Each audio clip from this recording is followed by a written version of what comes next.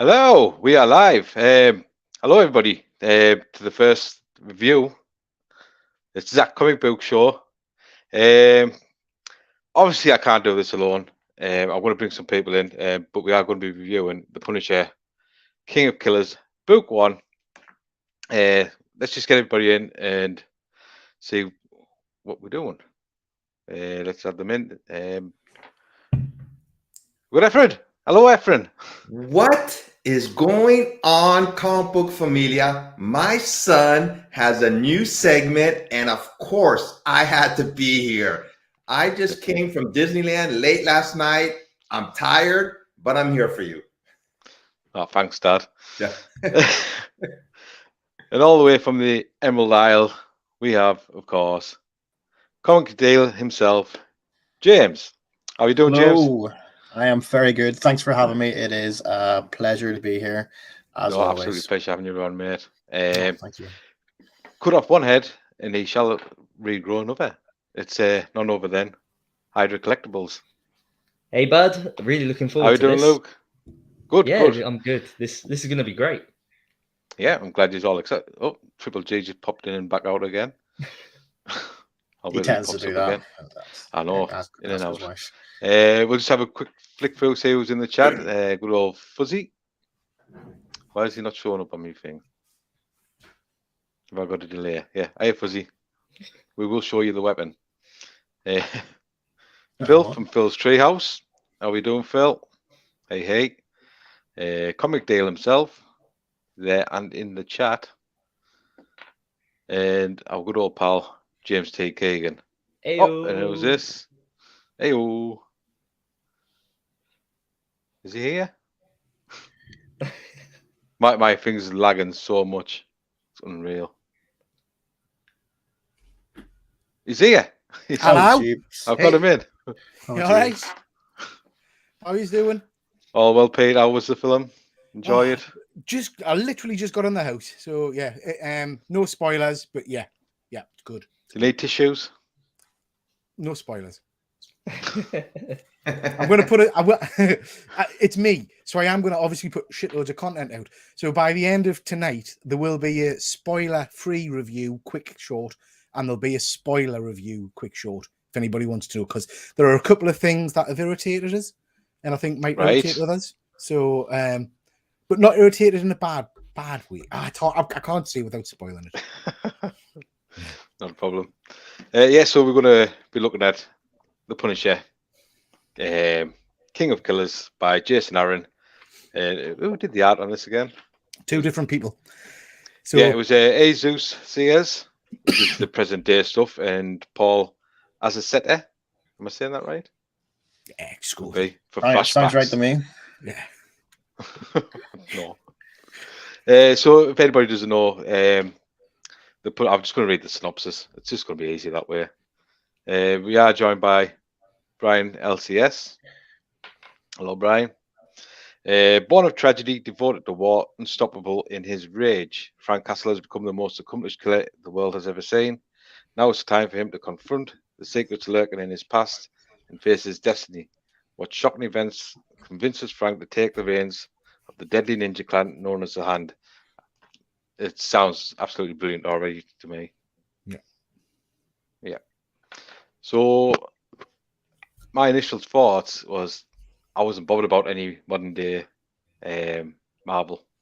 I stopped collecting it, and it was because of you, Pete, and our friend Ben saying I should read this. Yeah, and I picked it up. Yeah, we'll just go around and see what everybody's thoughts were. Efren, yourself? Well, when I first looked at this book, to start off with, he's got a new logo, and they made a big deal about it in the United States because a lot of policemen were wearing that logo, Punisher, and even the actor John Barenthal said that's not what the Punisher is all about, But that's the main reason I bought. I just wanted to see what the first issue was, and I was hooked when I read the first issue. Yeah. In the first issue, the Punisher does even look like John Barenthal a little bit. I noticed that. And it just, this is the Punisher at his ultimate, what he was born to do, as the first 6 issues talk about. I love it so far. Yeah. James, Your thoughts? Yeah, I haven't read a Punisher book in a long time. I think the last sort of run I got into was the Garth Ennis, Steve Dillon stuff, the first sort of issues. I mean, they were good. I enjoyed them. But I think sort of I to say I was a fan of Punisher is probably to say I haven't read much, but I liked him from the cartoon, the Spider-Man cartoon. It was always sort of well done for a child, friendly cartoon as well back then. So I was looking forward to dipping into this. I did read issue 1 when it came out, and I think, like Efren said, I think it was majority because of the there was almost like a negative kickback on the Punisher emblem being changed. And I thought, well, I wonder why it's changed. Let's have a look and see. And in the context of the story, it makes perfect sense. And I think a lot of people are thinking it was just maybe Marvel being, as people say, woke and removing this the old Punisher symbol, but in the context of the story, it makes perfect sense. And it's really given a new sort of insight into the Punisher, and they've explored sort of backstory on the Punisher that we never had before. And everyone knows the origin, but that's at a certain point. When we go back further and further into his childhood, and I think that's was very well done. Yeah, that's it. That's the point I was coming in at. When I saying that they're changing the symbol, I thought Disney was like trying to dull it down a bit and taking away his guns and giving us a different kind of Punisher. So that's what put me off a little bit. Luke, how about yourself? Yeah, so this is all very, very new and very fresh for me. I only read it yesterday because we were doing this stream. Much like James, I haven't read a Punisher book for a really long time, many, many years. And most of my Punisher knowledge actually comes from Spider-Man, where Punisher made the first appearance and has frequently come back over and over again.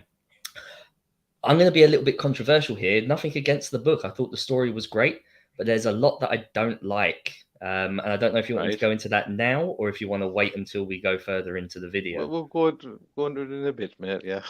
Yeah. So there's a few things that I wasn't a fan of in this book.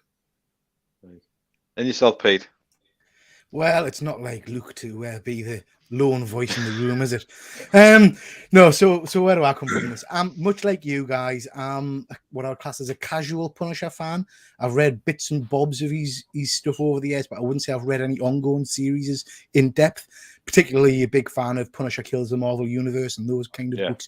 And as James said, the Garth Ennis stuff is superb.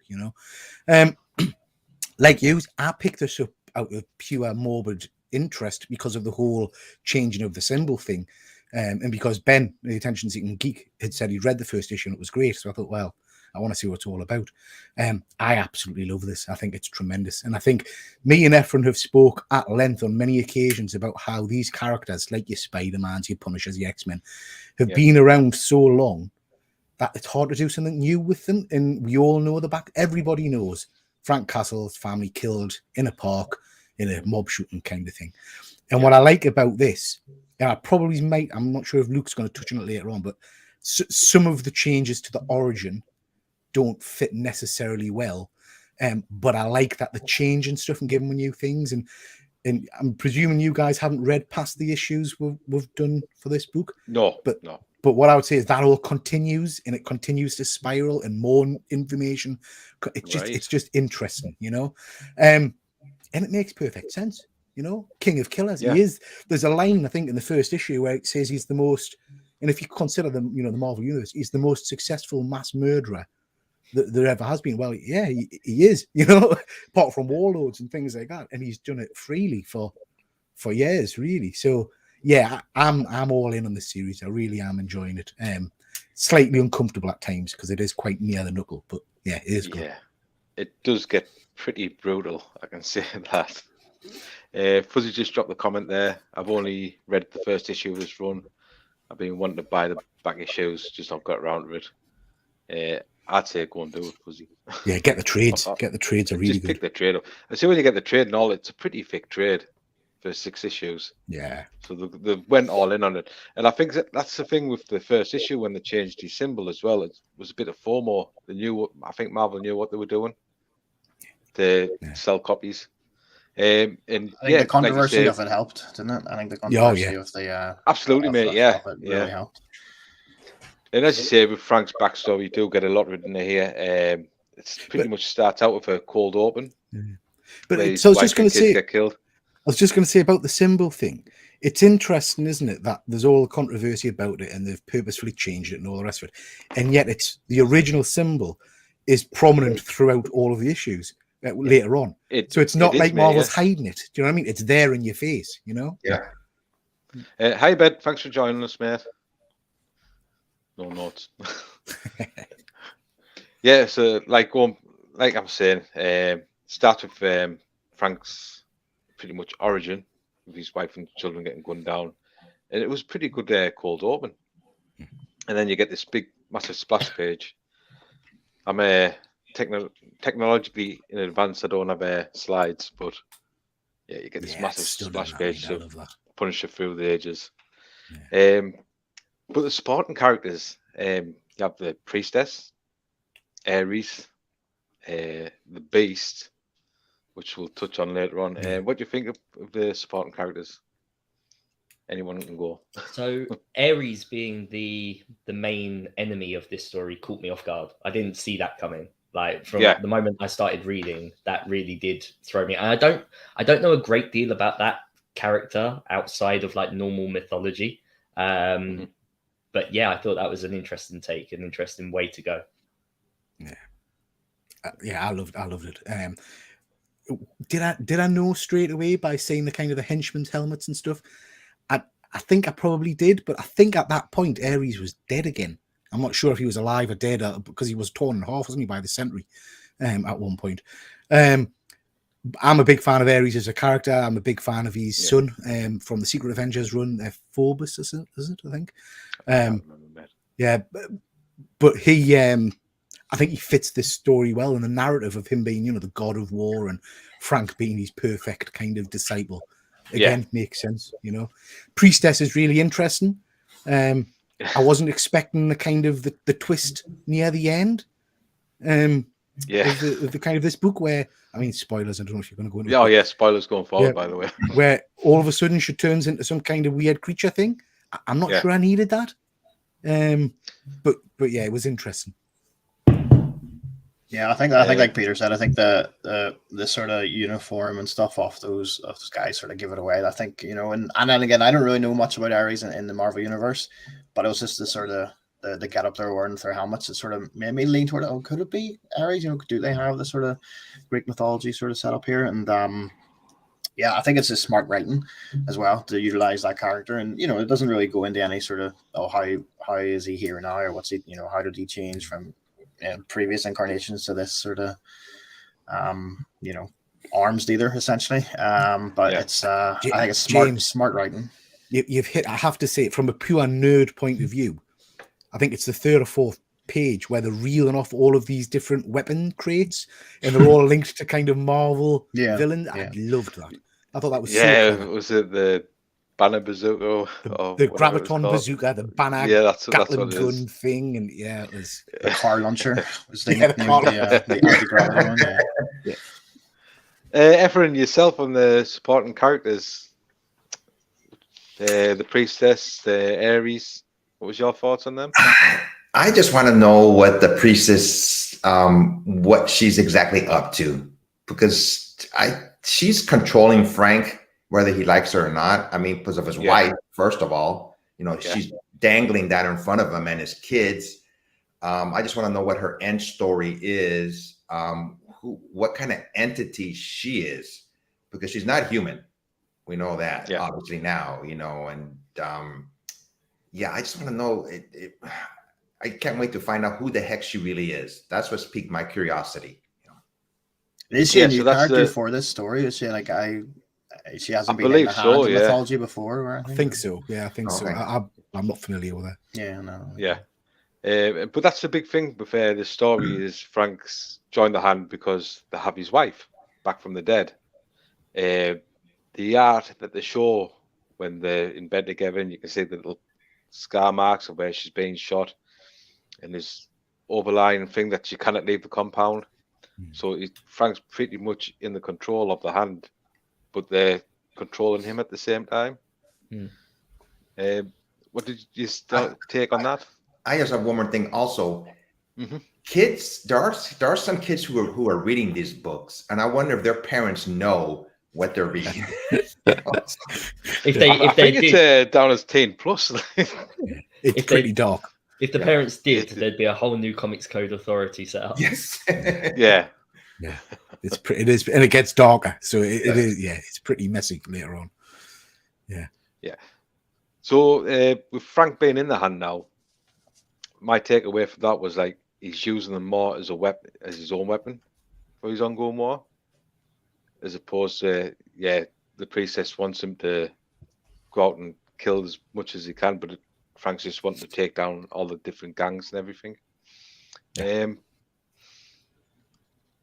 Yeah, that's Yeah. where they're building the conflict as well, isn't it? Between sort of the Hand and Frank, because he's using it to kill the bad guys, and that's all he's interested in. Yeah. Where Yeah. obviously, there's segments where she's saying, "Oh, you have to kill these members of the Hand because they failed their job," and he's like, "No, why would I want to kill them? They've done We nothing need as wrong," many and- men as possible. Yeah. and that's keeping the conflict between the priestess and the Hand, and it's sort of, I think it's Frank's sort of buffer between being that cold-blooded killer that he essentially is, but he still deems himself to be doing the right thing. Yeah. Whereas if he crosses that line, he knows he's going to be too far gone, and he is what they. And I think it kind of gives you that narrative at the start, doesn't it, where it says that the Hand's original mission was to serve the beast in just delivering murder. It doesn't matter who. Yes. It's just the want murder. So Frank, as you say, James, is kind of taken that and saying, right, well, fair enough, we'll do murder, but we'll murder the people that I want to murder. And as you see during this kind of run, and then later on, that line starts to blur, and that's where it gets really interesting. Right. The conflict between the Hand and Frank. I think Yeah. eventually they will go to war against each other. He'll turn against them. That's hasn't happened yet, so it's not a spoiler. So who knows? But I think that's what's going to happen. I think that's a definite, really. Speaking of the beast, I've got really strong Warhammer vibes of this. I don't know if you Nurgle. know any. Nurgle. Nurgle and Khorne, Yeah. and the way they talk about it. So I think they were dipping the toe into that little bit because we've never seen the beast before Yeah. until now.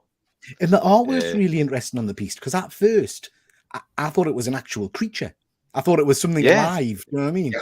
But then I think it's meant to be a statue, but it looks very alive to me. And there's this great bit in it where Ares goes to see the priestess in spirit form, and he just does not but take the piss out of the beast. Yeah. The man does not give a shit. Luke, what was your thoughts on the beast?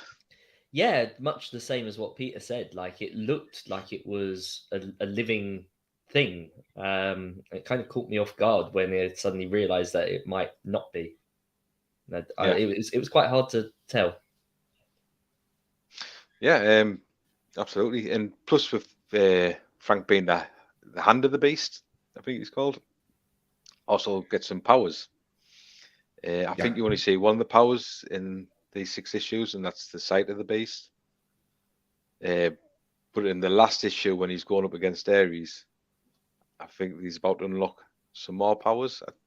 I don't know the full extent of it. You obviously have read on more than us. Yeah, I mean, I'll not spoil it, but basically there are, I think it's 5 powers in total. Yeah. And he kind of keeps unlocking. And all I would say for anybody that has just read this book, make sure you pick up the next few issues because the DD issue and then the confrontation with Ares, it's superb. Yep. Yeah. I've read it. Yeah. There's also this thing about him trying to bring his kids back. It just doesn't work out. Oh my god! It's tragic, and it gets tragicer. But that imagery of the kids, and then he has to do away with them himself. It's just heartbreaking. Yeah. Well, he didn't have to do away with them himself. He decided that he would. Yeah, you're right. So he made that conscious decision where he didn't want that. Being I mean, a he's still seen I'll them. take care of them myself. He's still seen them as his kids essentially because he's like, Yeah. "Oh, I'm going to do that. I'm going to wipe them out, not you guys." Yeah. Which was nice. I like that. I like that sort of touch. I mean, say Maria's story and all. That's pretty interesting for me. When she's trying to remember about being in the park, saying she has to go back to the park. Yeah. I think that's quite tragic as well. Oh yeah. What were your takes on that? Ephraim, we'll go to you first. What was the question again? About Maria starting to remember. Oh yeah, that's That's so tragic. I mean, and the way they draw her with bullet wounds, where she was, killed the first time, and she knows. I think in the back of her mind, she knows what happened to her, but or maybe her subconscious doesn't want to, admit the truth, and it's just tragic, But I can see why he brought her back to get some of his humanity back, so to speak. But at the same time, I think it's just going to drive him over the edge. And I mean, and the kids, I mean, oh man, this is like an adult book. I think they should. It should not be read by anybody younger than 15. I think. No, definitely not. Quick hello to Phil's Nerdyverse who's joined us in Railroad. Hope you guys are all right. Thanks for joining. James, you on Marie's story. What was your take? Yeah, I think again from a storytelling perspective, I think it's definitely it was unexpected. Going into a Punisher book to say, oh, hang on, this is his wife he's in bed with, and then obviously it touches on how you can sort of see that the Hand are using her to control him and keep him in place, and essentially that's their control mechanism for keeping the Punisher on their side and doing their bidding. I think I had sort of feelings like how much of this is actually Maria.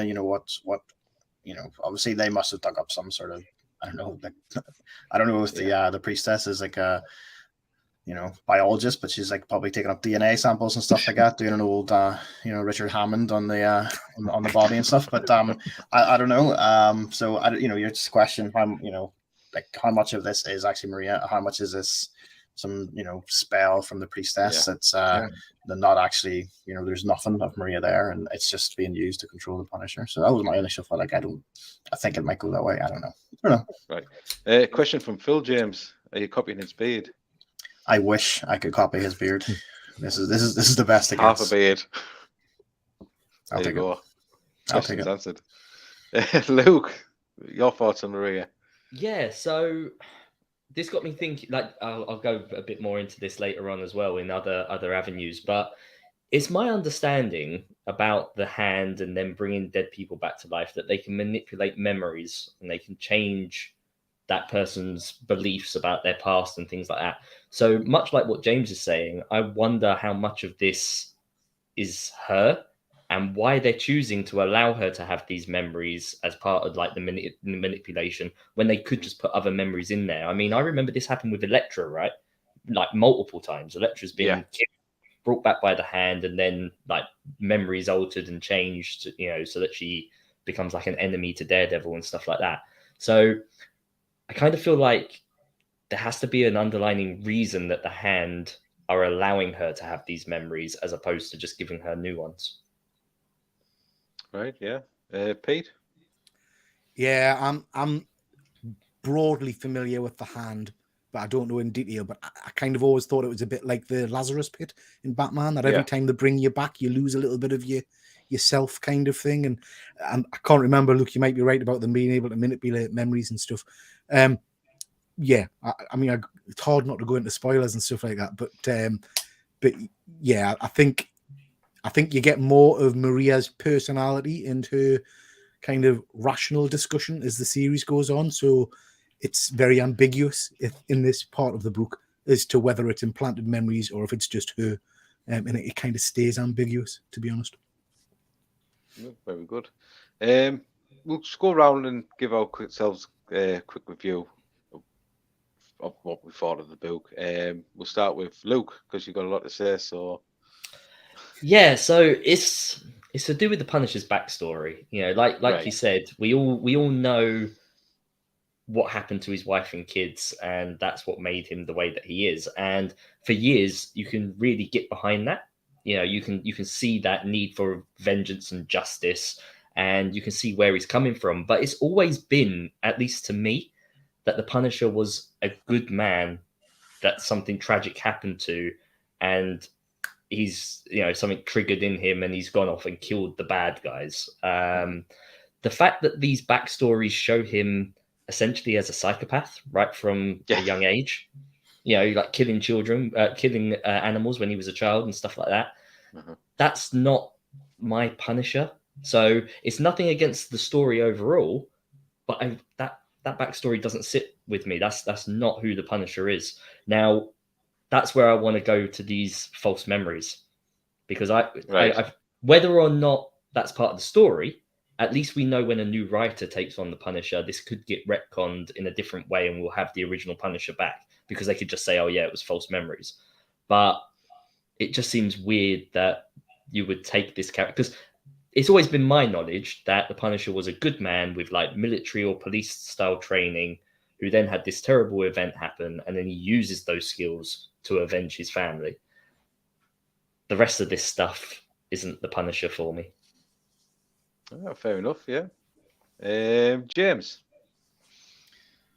Yeah, and just to touch on what Luke's saying, and I get it. I think we all sort of we all know the basic story of the Punisher, but I think over the years they have expanded on that through the stories of the Punisher when he was in Vietnam and things like that. Yeah. There's been a lot of stories told, so I don't think it's as simple as he was a good man up until that incident. I think that some of the stories that were set in the war and stuff like that were probably leading on to that. Maybe that transition wasn't so hard as it may seem, but overall, I think that's what I enjoyed about it more.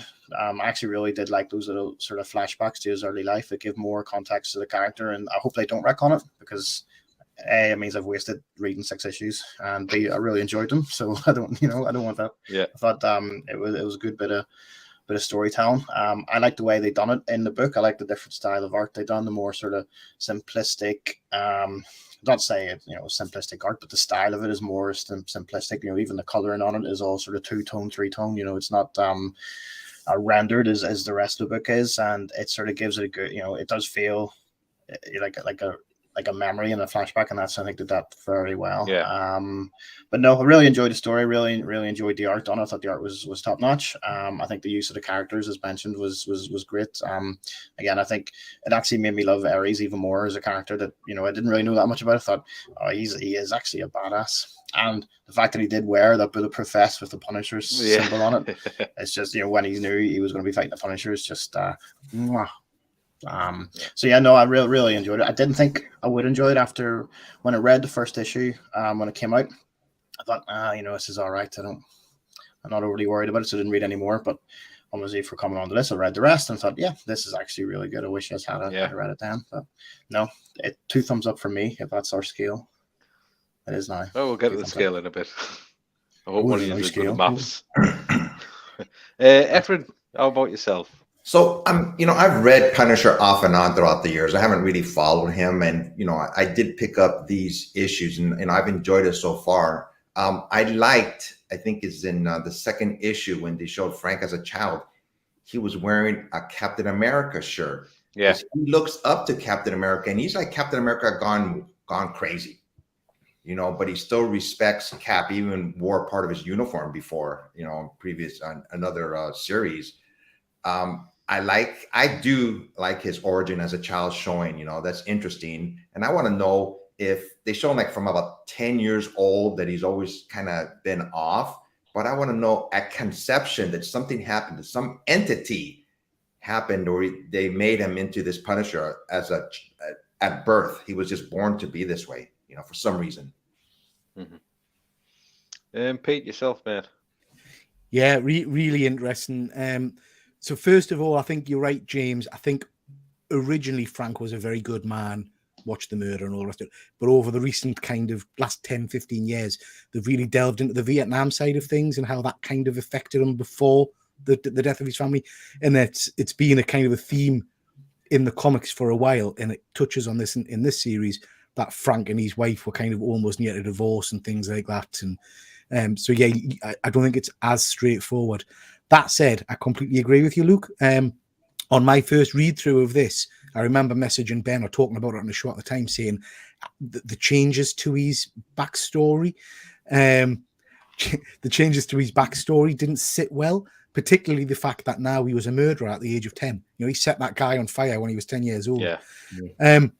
But what I've hung on to is that's all very interesting, and I'm enjoying it, and I like the fleshing out of the backstory. But Ares said something very interesting to the priestess when he was visiting her, and he said, "What are these false memories you're kind of giving him, or what is this? What story?" So it kind of hinted that actually maybe some of this backstory is not necessarily going to be 100% true. Right. That said, I have read on, and I can't go into too much detail, but that's not really playing out yet. So they continue the narrative of the backstory, and it gets worse and worse and worse. So yeah, it is certainly adding a lot of flesh to the character. I mean, yeah, as I've said, I love this book. I think it's really interesting. And again, me and Efren have talked lots of times previously about how modern books don't do it for me, really, from Marvel and DC. I tend to go indie more than anything. But this is a book that totally surprised us. I got a shock at how I've kind of built in my head this narrative that indie books are violent and a bit bloody and a bit more adult. Marvel books are for kids. Do you know what I mean? And then you read this and you think, oh, actually, shit, Marvel are doing pretty hard-hitting stuff here. So yeah, it's really kind of turned my eye a little bit to some of the Marvel stuff. X-Men books are still shit. There you are. Yeah, I've got to agree with you there. I think it's a step forward for Marvel to go down this route. I mean, it's like I said, it was at the beginning. It was a brutal book. You had shurikens in his fist, and he's just pummeling somebody's face, and that's one of the best. As you do. Yeah. That's one of the best bits out of the book. Yeah, as for myself, I love Frank's backstory. I think that's extra layers to his character. Even from a young age, to learn how to make homemade napalm to set that guy on fire, just to avenge somebody that he doesn't know. But I think a lot of it with Frank is going back to the older series, there was a lot of PTSD and Survivor's Guild. See, that's helped shape fine. His character. That's fine if it's when he was at war and he's that much older, and you can get your head around that, and that's kind of them giving the message of like anti-war kind of thing, and the dangers of it all. But to have him as a child, it's leaning so close to like Cletus Cassidy and Carnage. Do you know what I mean? It's you're making, and if he was that way as a child, when did he suddenly change and decide, no, I'm not going to kill these people because they're good? Like, when did he make that decision? Well, he still has that moral ground, doesn't he, I suppose? Because the person who set on fire was a murderer. But then he was still killing animals, right? He was still... Does it say kill them, or was it taxidermy? I can't remember. Was it... I was just picking up roadkill, was it? Roadkill, yeah. I think it was just roadkill. I mean, that normally works out all right. I mean, it did Jeffrey Dahmer, did it? Do you know what I mean? He was... He's had a good run of it. Yeah. Again, I did, in all honesty, I did rush through it because I only read it yesterday in regards to this. So I thought he had killed them. So I can't remember, to be honest. I think it's not even just it's a line where it's a good, or he's going after bad guys, but he's going after bad guys that nobody else is going to go after. The police weren't going to go after this guy and even like the kids that beat up the other, or caused the car accident and left the other kid there. They weren't going to be apprehended. So. He still has that same thing where he's going after the guys that no one else is going after, and I think that sort of shows there from that origin. That's where he sort of started having that sort of. I thought there was a very interesting line in the first issue, which was very brave for a comic publisher, and I'm glad that our American colleague has dipped off here. But it basically says, when they're talking about killer of killers, and it says if you want to look for the best mass murderers, you go to America. Yeah. Like, wow, that's a pretty hard hitting line for considering the majority of your audience are probably Americans. You know what I mean? We're number one. You got to be number one in everything. Yeah. That's it. Got to be number one at something.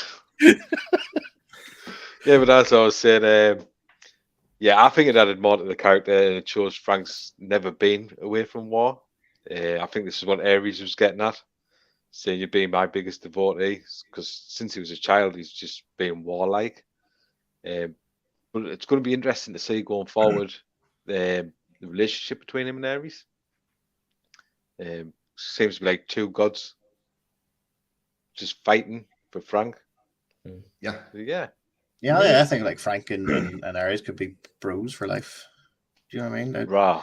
Murder bros. Especially if they're both wearing their skulls and stuff, Matching skull wear. Yeah. Exactly. Let me ask you guys a question. We all know who villains are, like Dr. Doom. Do you think the Punisher is a villain? Because I mean, what he does, if you look at, somebody mentioned, Cletus Cassidy, he's a villain, we know, because he just kills, randomly. That's what Punisher does. But he's portrayed not as a villain. Obviously as an anti-hero. Yeah, I think it was a thing Dr. Doom used to say, wasn't it? I can say I'm going to go and kill that person or rob that bank, and you can't arrest us. That So was Frank a very would just go and kill somebody. yeah, that was a very famous Stan Lee quote, wasn't it? Interview that he said Yeah. that Doctor Oh, yeah, Doom that's is what it actually was. doing nothing wrong. All Doctor Doom is saying, "I want to rule the world." There's no law against saying, "I want to rule the world." Do you know what I mean? That's a really hard question to answer. Everyone in his home country loves him. Yeah, like, great. He's got peace. It's Yeah. But they have no choice. They have to love him. So Yeah. Yeah, Fuzzy's coming here with all the best characters of tortured souls, good men who do bad things. Yeah. Tony Soprano, Dexter, etc. Love Dexter. That's a good point, Fuzzy. Yeah. The Marvel Universe have tried to address that loads of times, haven't they? Because there's been multiple series about Avengers trying to capture Frank, and he was bumped off at one point after he killed Nick Fury, I believe, and came back as like a ghost spirit in the Marvel Knights line and all that kind of jazz.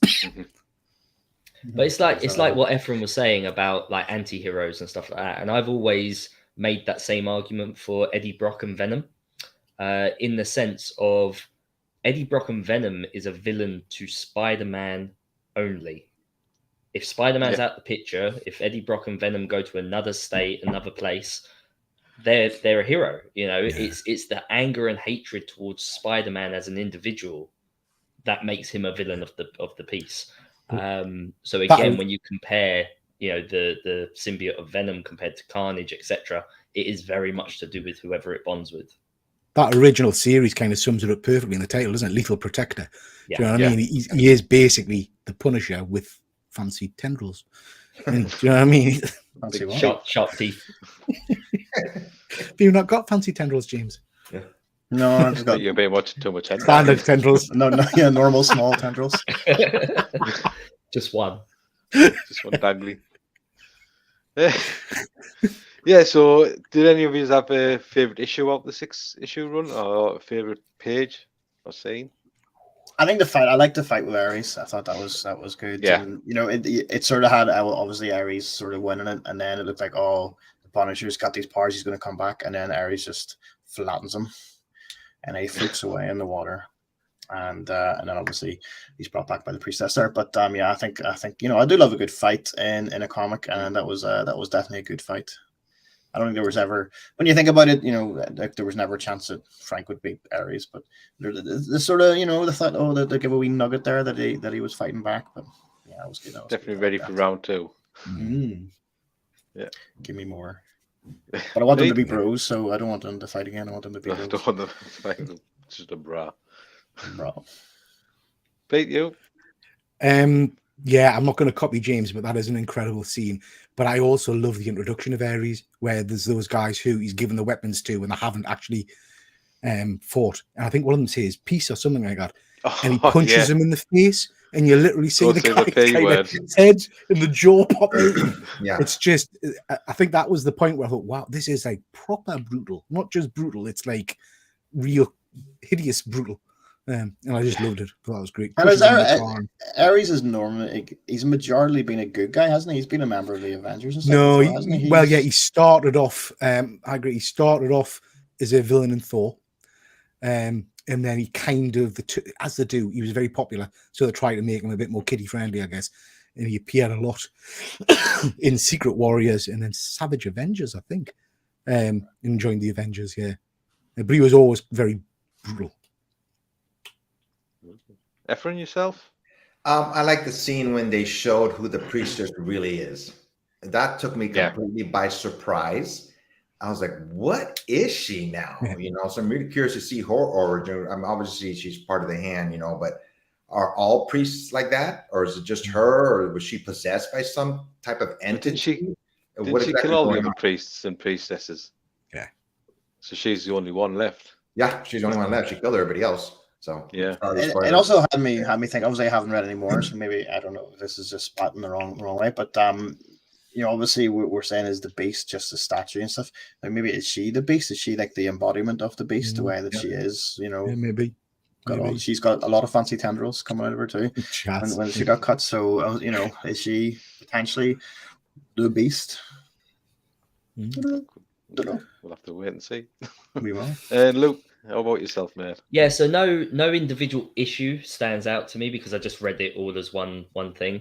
But yeah, I agree with James. That fight was probably one of the best fights that I've seen in comic books. Like it was really good fun.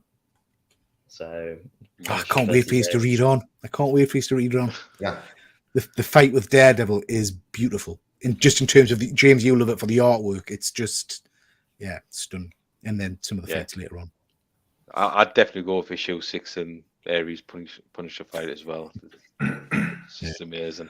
But yeah, Daredevil turned up at the end.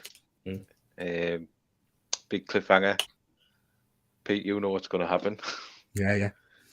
Where do you think it's going to go, James? Well, obviously, Daredevil, big history of the Hand. And I'm assuming at this stage he's still not friends with the Hand, so he would. I assume he's going to try to put a stop to it all.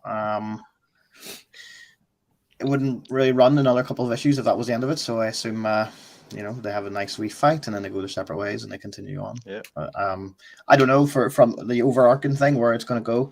I don't know. It's so, I think the way they've left it, it's so open ended for what happens in the next sort of volume or bunch of series.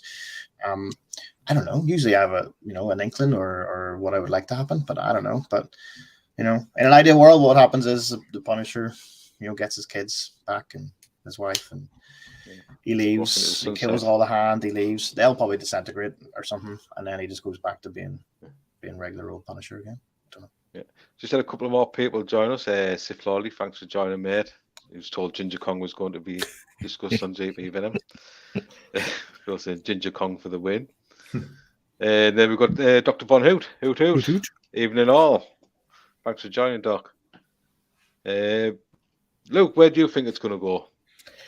Yeah, so I'm leaning more towards the whole concept of, the enemy of my enemy is my friend. And so I feel like maybe the Punisher, along with Ares and Daredevil, will then take on the Hand together. How that will all work out and play out, I'm not too sure. But I feel like because we've had that fight between Ares and the Punisher, I don't think we're getting a round 2. I think they will be bros. I think it's going to be a team up, at least while they deal with this situation. You've just made James very happy, Luke. I hope I see them in a bar chugging some light beers and having a pizza. In like a huge tankard. Yes. I wouldn't be surprised if after they've dealt with the Hand that they throw a few punches back at each other again. But at that moment, I think they're going to work together to bring them down. What's a few fists between friends? That's what I always say. Yeah, exactly. Yeah. That's what I say. How about you, Efren? Where do you think it's going to go? I've read it. So just like Peter. So I'm not going to say there are daredevils in the next issues, not just a daredevil. I mean, it's a battle royal. It's really good. I love the way they put a cliffhanger with the first 6 issues at the end, the splash page at the end. It's like, oh my gosh. I don't know if you guys are going to wait until the next trade comes out, but it's really good. I mean, it just continues. There's more. Obviously, more superheroes are going to be involved in this. It's getting more involved in like the whole Marvel universe almost. What stage did this happen in with this cliffhanger of Daredevil? What stage did this occur in the Daredevil run? Run alongside. Yeah, alongside. So some of it crosses over into Daredevil issues and things later on. So this after he was in prison, was it? Yes. Yeah. Okay. And Daredevil has his own gang too. So. Yeah. So I've just picked up the first volume of Daredevil. But there's Devil's Reign to come into the middle of all that as well. Does that tie in with Punisher? I think it's after the Punisher. So remind us, Efren, there's the Hand or the Red Ninjas, and who's Stick's team? Do you know kind of the opposite? The Fist, is it? So Daredevil's basically in charge of the opposite team that the Punisher's got. Right. Yeah. That's going to be interesting. Yeah. I can see do you know what? Omnibus coming out. Yeah, and it's a really interesting series, and I'll not spoil anything, but we're on to kind of, I think it's the penultimate issue now, because it is a limited series. And I'll not say where it goes, but what I would say is, I really don't know where to go with Punisher after this, because it's hard to move on unless they do some major kind of retconning. and kind of forgetting what's happened previously because they've altered the character so much. I mean, And yeah, they do it a lot with the Punisher. And I mean, to be fair, they do it with every superhero. But I just remember they always retcon the Punisher over and over again. I mean, at one point, wasn't he like Frankenstein's monster or something? oh, that was And tremendous. They Franklin changed it. Castle. Yeah, They soon sent him back. Obviously, we've had Cosmic Ghost Rider as well. People like to play about with the Punisher as a character more so than I think a lot of others. I would say I think Luke's right. Punisher does get some good arcs. I mean, there's that one where he's had the War Machine armor as well. Following Captain America's death. So they do some good stuff for the Punisher. So I can see them in further series bringing something out special. I think the one character who's going to be who helps him, who brings him back almost to reality all the time, and I mentioned him before, is Captain America. And I think he will play a part in this. I haven't read that far ahead. I've read it, but I think Captain America is going to have a part in this. Well, yeah, because you got that thing when he was a kid and he had the Captain America mask and T-shirt, and he looks up the Cap.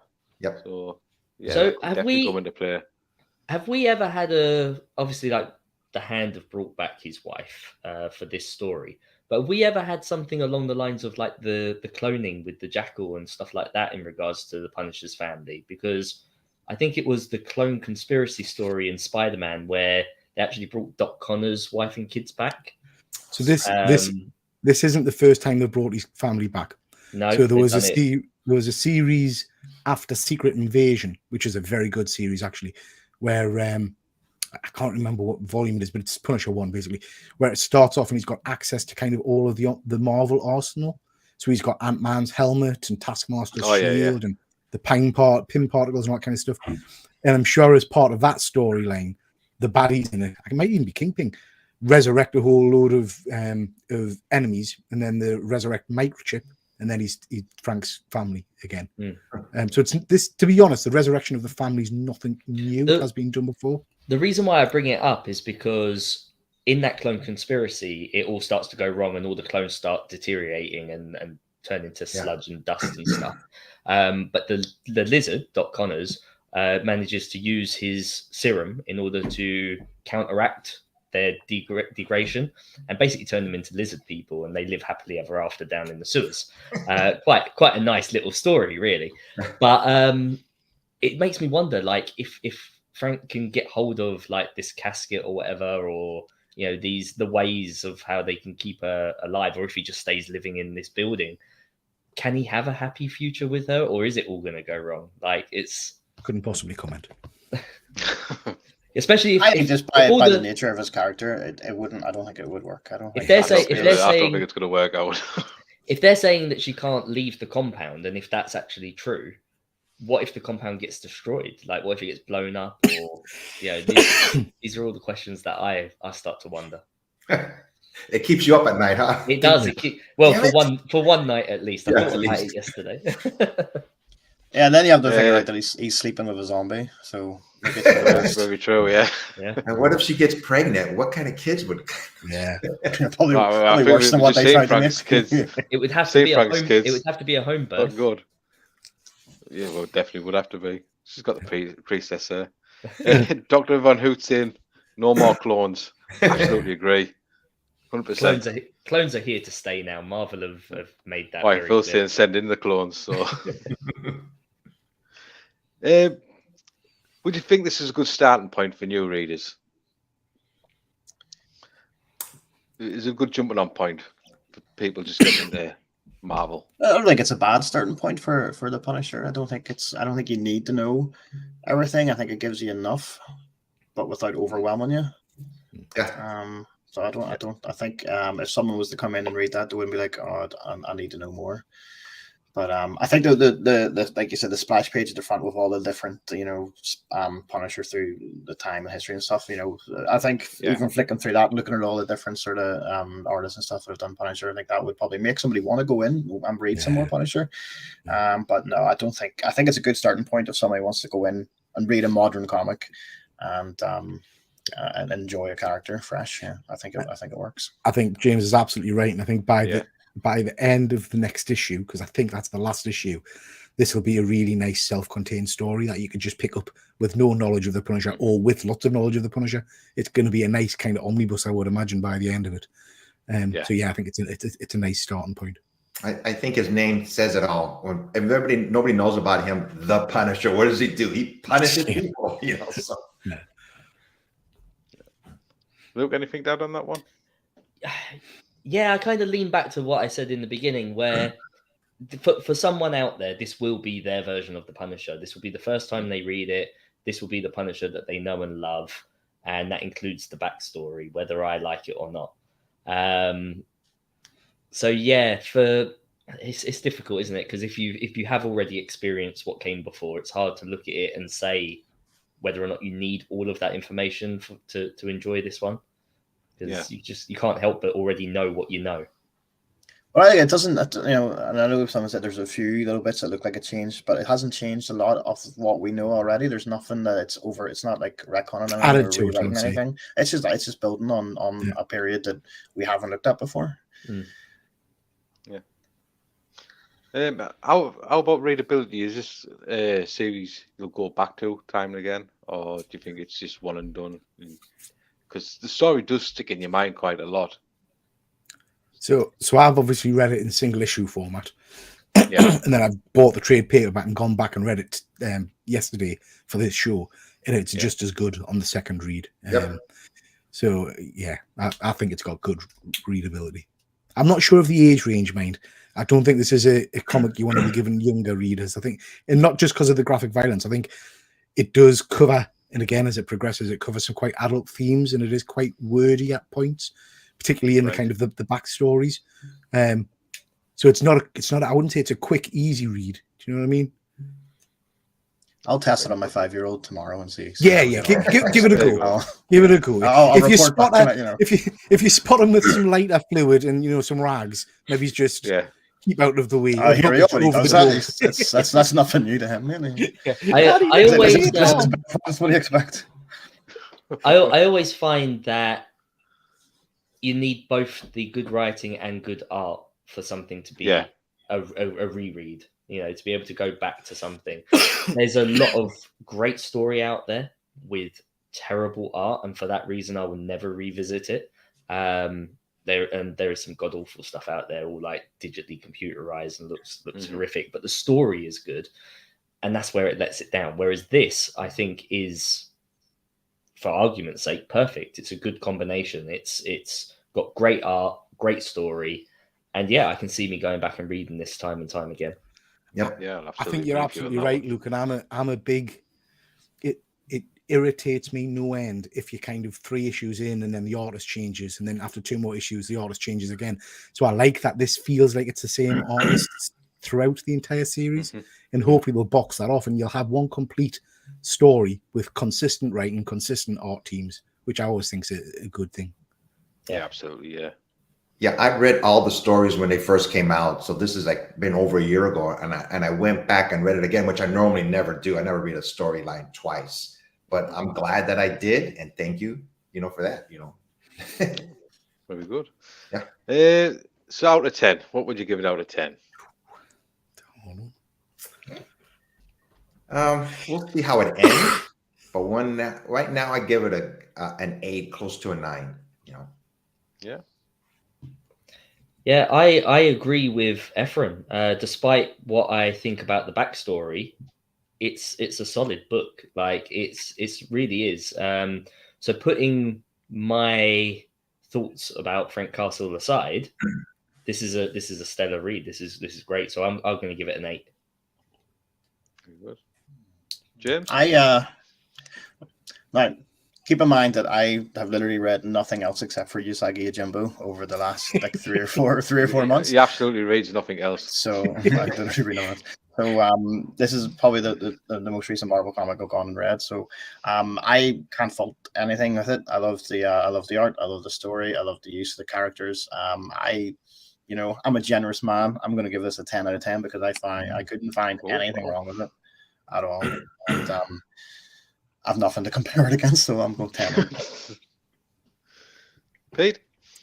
Well, James. So I was going to go a 9, because I can't fault the book. I thoroughly enjoyed it, but I tend to think, oh, 10's perfect. There must be some. But if James is going 10, I'm going to go 10 as well because I feel disingenuous to mark it down without really having a reason to mark it down. So I can't think of anything I would change, and I would agree with Luke that the backstory is slightly kind of, but actually it's intriguing enough.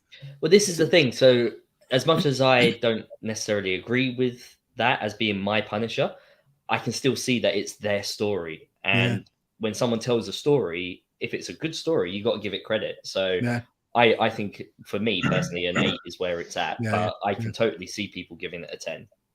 I'm going to go 10. Yeah. I think after this story arc is over with and they're done with it, whoever the next writer is I think it's gonna be very difficult for them to top that. And we saw that, didn't we, with Immortal Hulk, because that was a pretty stellar run, and then the next run by some big name writers and artists was dog shit. I mean, utter dreadful. Yeah, that book still confuses Who me. did the second run on that? It was Ram V. wasn't it? It was Ram V, Donny Cates, and did Al Ewan not do parts of it as well, or was that Venom? That was Venom. Venom, Al yeah. Ewan and Ram They V did swapped Venom. over, didn't they? That's right. It was Donny Cates and who was the artist on the New Hulk one? Otley, was it Ryan Otley? I think Ryan Otley. Yeah. Which I like his artwork. I like Otley's artwork, but that story was bad. And coming from I hated it. Yeah, I absolutely hated it. I read issue 1. I was like, I'm not reading. Yeah. But that's for another day. That story. Yeah, that's another show. We'll get to It's that. not a 10 out of 10. Yeah, well, I'm definitely going to score a 10 out of 10. I very enjoyed the book. I love Frank's backstory. The art was on point for me. Jason Aaron's writing, absolutely superb. Yeah. So I think that's the consensus. It's a friggin' 10 per show. So out. while we just mention it with Jason Aaron, I think the only other things that I've ever read from him was Thor, God of Thunder. I don't think I've ever read anything else by him. I might be wrong. Did he not do an Avengers run, which was pretty good, and a Fantastic Four run? See, I don't read them. Was he the guy who came up with the Council of Reeds? Oh, was he? I might be wrong. I'm not sure. I have read that. Yeah. You're Not probably sure. right, Pete, because you're an encyclopedia of this stuff. No, I'm not. I'm not sure. I might have just made that shit up. Oh, that's all right. Jason, I think Jason Aaron's cousin was in Vietnam War, and he actually wrote the short story the novel that became what's that? Oh no, Full Metal Jacket. So I think he has a slight connection to sort of, that sort of mind frame of somebody who's been in a war and stuff like that. So I think there's a lot there that he could connect to. Oh, did not know that. Yeah. There's a fun fact. There's a fun fact. See, you're dropping the bombs tonight, James. It's, Ben's coming in here with Wolverine and the X-Men. The goat. Was that Jason Aaron then? Yeah. I don't think he did do Thor. I think he did. He's done Avengers and he's done. Sorry, I don't think he did Fantastic Four. He definitely did Thor because he's running Thor superb because that was the whole God Butcher stuff, wasn't it? Yeah, it was actually. Yeah. I can't believe that they butchered that film with that sort of source material. Yeah, that's for another show. Yeah, I was gonna say I have thoughts on that, but that's for another show. Okay. So at near the end of the show, I've asked everybody on the panel to pick a book for next time, which I'm going to put in the community tab, so you can all go and vote on it. I'm going to pick Noctera, Volume 1. I've got some thoughts on this book. Efren? I mentioned this before. I liked the book Philadelphia by Rodney Barnes. It's a very, very well written book. I've never read anything from Rodney Barnes. I didn't even realize he did some Star Wars books too. Did he? Yeah, he's a very prolific writer. So yeah, that's my choice. Look for them. Yeah. James. I think my choice was Crimson Cage, just because I want to read it again. Cage, yeah. Very good. Pete? I'm going to go with Thanos Wins. Introduction of Cosmic Ghost Rider. Oh no, Luke. And Luke. That was Luke's choice. That was going to be my choice. Oh, oh shit! It was, yeah. I didn't realize that, was it? No, that's fine. Edit it out, GP. We'll change it right. I'm going to throw another one in there, which we've already discussed. Let's go for Immortal Hulk. Yeah. Yep. Oh, very good. So that'll be for next time's pick, which I don't know when we're doing the next show. It won't be next week because James is on doing a show next week, I believe. I think he's doing his Star Wars one. James T. Keegan. Is he? Oh, I'm not sure. I thought you meant me. I was like, what? Oh, he's yes, that's he's, right. That's right. The Comic Dale's doing Star Wars stuff. He's Jedi Survivor show. Yeah. Yeah. I think he said he was doing that next week. So Jedi Survivor he'll on not an be island or like something, or he'll not be because he's on holiday. He's in Tenerife. It's a hit new reality show. oh, is he? He's in Tenerife next Wednesday, so I'd be surprised if he's doing it from the pool. Although I He wouldn't. might have better Wi-Fi. He might have better Wi-Fi in the hotel. Harsh. He'll forgive us, I'm sure. So let's go around and see what everybody's got coming up on the channel. Efren? Well, yesterday I was posting like crazy on Instagram. I went to Disney at night, Star Wars night, so I was posting there, and I just posted a video today, show and tell what books that I just recently bought, and I usually do my monthly videos with Peter, our top choices for advanced orders, and whatever pops in my head, I do a video.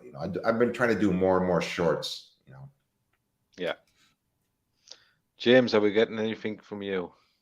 What have I got coming up? a bit of Planet. I have a torn ACL, so I have an MRI coming up. Oh dear. Oh, that's nice. Yeah. Are you going to live pictures. stream it? Or? I know because it's a big. I probably magnet, wouldn't take your phone I into the wouldn't know. MRI. I don't think I would work. But God damn it, I'm going to try. Yeah, I mean, hashtag content, that would be tremendous, wouldn't you? That's it. Luke? Yeah, I'm desperate to get some video content out. I just haven't been able to get around to getting anything finished. I've got some stuff recorded that needs editing, and then I've got other stuff that I want to both record and edit. So fingers crossed. I keep saying it. I'm going to get something out this week. But yeah, just stay tuned to the channel because it's coming, and there's lots of stuff in the works.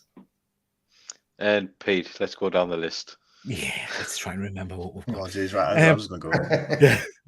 I've got what have I got?